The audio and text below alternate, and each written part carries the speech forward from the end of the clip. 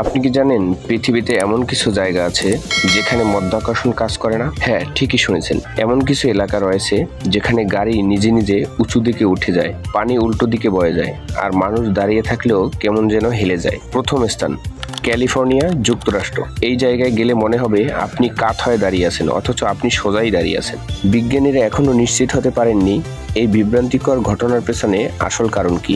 দ্বিতীয় স্থান ভারতের লাদাখ। এখানে গাড়ি বন্ধ করে রাখলেও সেটি নিজে থেকেই উঁচুতে উঠতে শুরু করে। কেউ বলে এটা একটা মাধ্যাকর্ষণের বিপরীত শক্তি, কেউ আবার বলে এটা একটি দৃষ্টিভ্রম। তৃতীয় স্থান নেভাডা। এখানে যদি আপনি পানির বোতল থেকে পানি ফেলেন, দেখবেন সেটা নিচে না পড়ে বরং উপরের দিকে উঠে যাচ্ছে। এটা মূলত বায়ুচাপ ও বাঁধের গঠন মিলিয়ে তৈরি হওয়া একটি আশ্চর্যজনক ঘটনা।